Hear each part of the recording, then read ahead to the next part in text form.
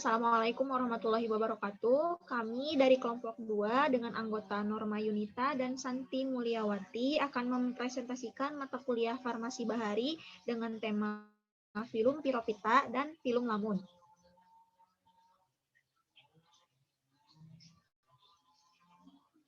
Yang pertama ada film Piropita. Piropita atau Dinoflagellata atau ganggang api. Dinoflagellata atau Dinoflagellata termasuk organisme uniseluler berflagellata yang membentuk komponen penting dari plankton dan memiliki peran besar di perairan laut, air payau, dan air tawar. Dinoflagellata memegang peranan penting sebagai produsen primer di perairan. Dinoflagellata merupakan pakan alami bagi ikan-ikan yang bernilai ekonomis. Kondisi yang sangat melimpah atau blooming dan menghasilkan racun dapat berbahaya dan merusak ekosistem perairan yang disebut dengan pasang merah atau red tide.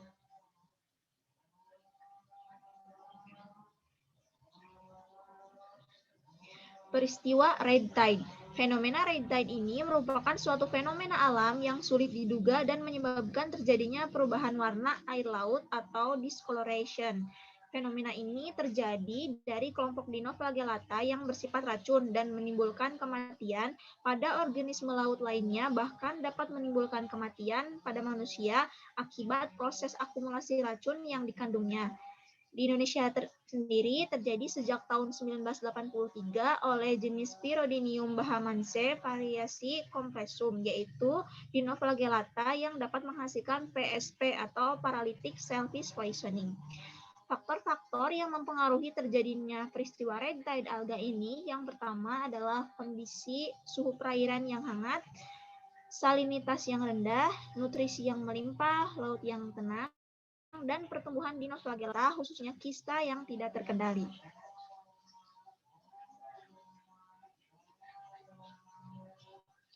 Karakteristik dari Dinoflagellata yang pertama, umumnya merupakan organisme motil uniseluler yang memiliki dua alat gerak berupa flagel. Kebanyakan mempunyai vakuola non-kontraktil, kloroplast, dan mempunyai klorofil A dan C. Sel umumnya ditutupi oleh mantel atau lempeng kaku yang terbuat dari selulosa dan mengandung fosfor.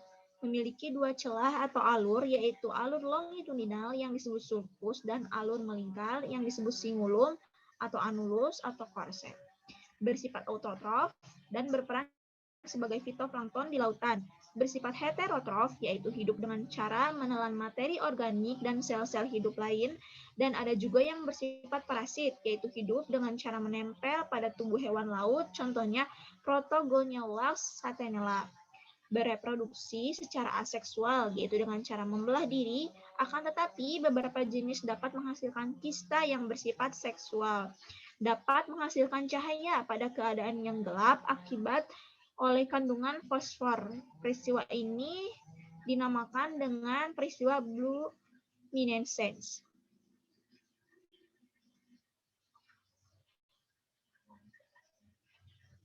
Bioluminescence terjadi karena adanya senyawa luciferin yang ada pada organisme. Dapat mengalami reaksi yang dikatalis oleh enzim luciferase sehingga menghasilkan air biru yang khas. Di Indonesia sendiri pernah terjadi di Lampung pada tahun 2019 oleh fitoplankton Goniolax sp.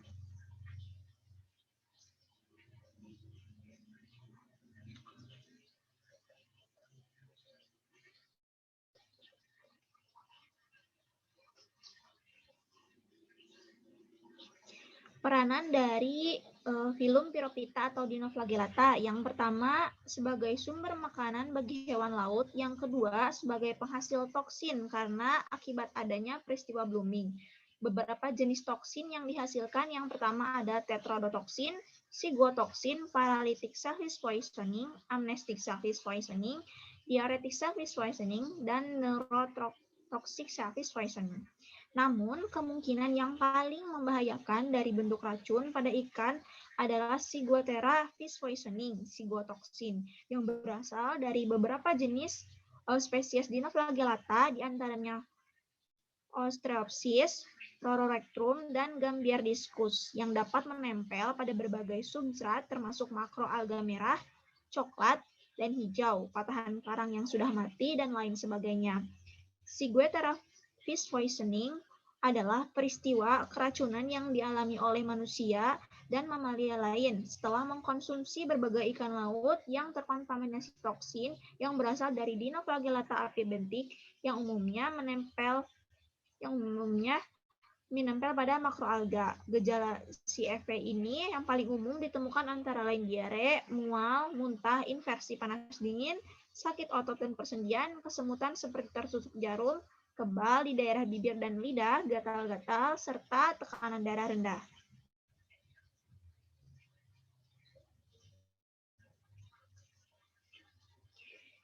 Dari salah satu jurnal disebutkan senyawa aktif bioaktif Dinoflagellata, yaitu pembentukan senyawa aktif dari spon yang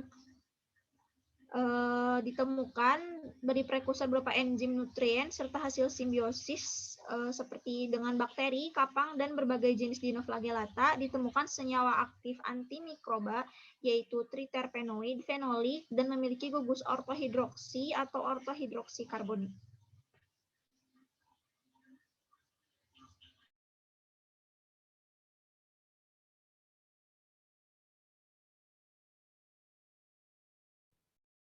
Untuk selanjutnya, yaitu penjelasan mengenai film lamun.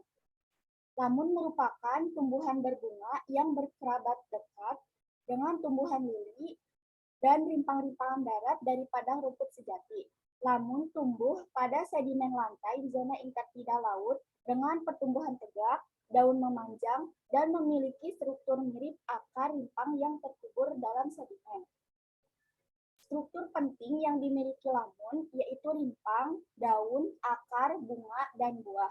Rimpang lamun tersebut sangat panjang dan setiap interval tertentu akan membentuk rimpang vertikal yang nantinya tumbuh daun dari basal area. Percabangan hasil dari rimpang horizontal ini akan membentuk tutupan lamun yang luas yang biasa disebut dengan padang lamun. Lamun adalah tumbuhan berbunga Angiospermae yang dapat tumbuh dengan baik dalam lingkungan laut dangkal.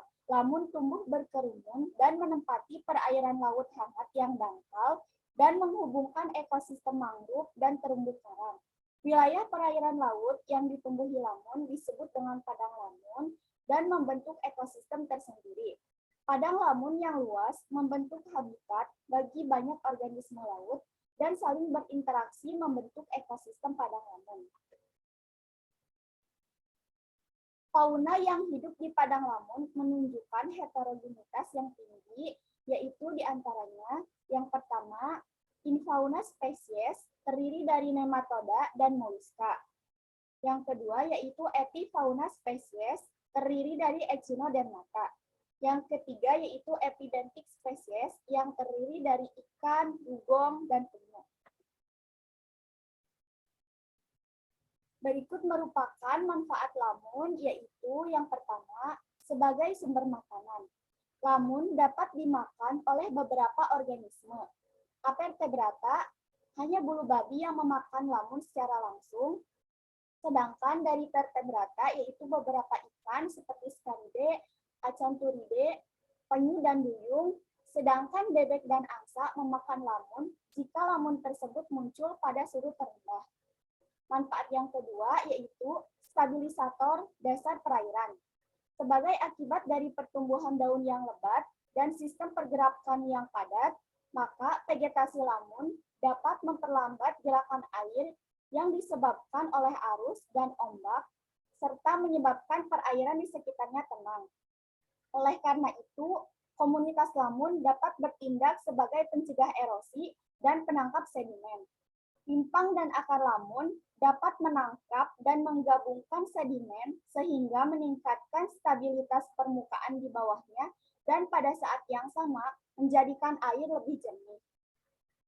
Manfaat yang ketiga yaitu suatu komoditas yang sudah banyak digunakan oleh masyarakat baik secara tradisional maupun secara modern.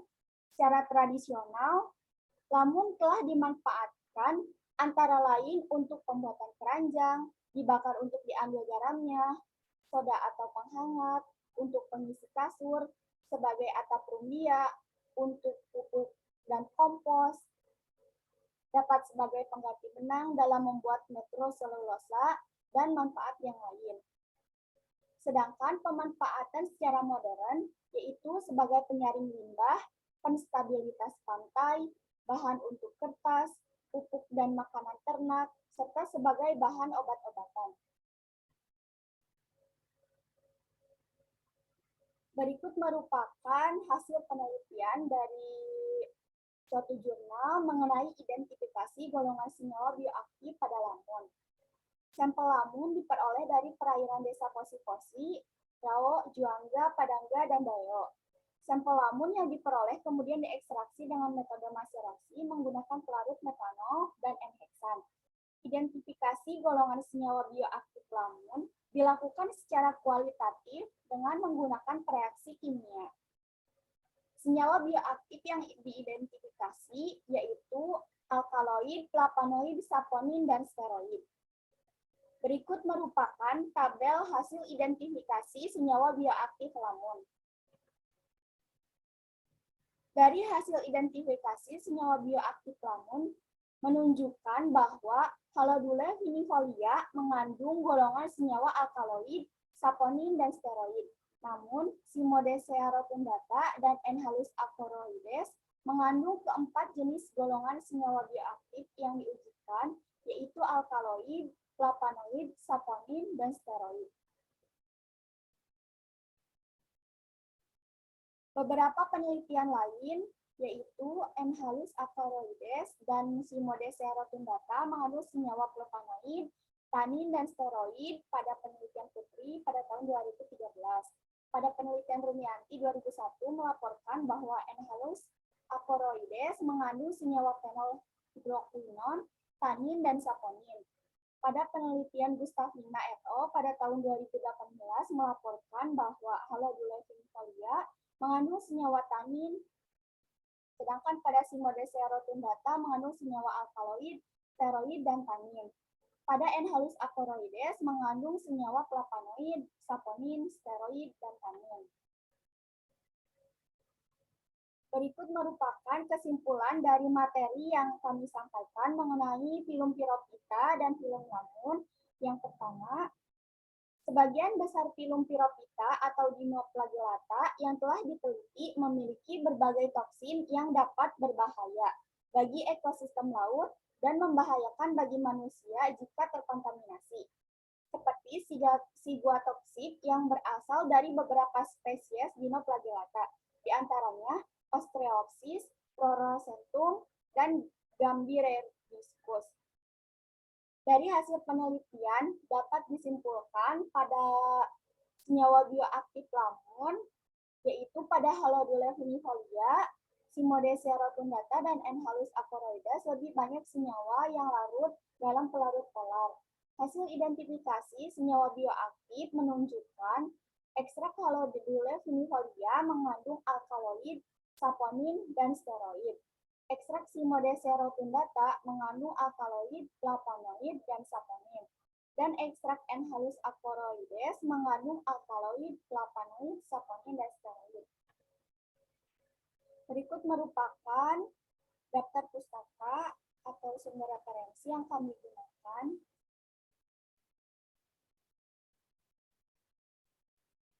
Sekian presentasi dan materi mengenai filum piropita dan filum lamun yang dapat kami sampaikan. Semoga bermanfaat. Mohon maaf apabila ada kesalahan. Wassalamualaikum warahmatullahi wabarakatuh.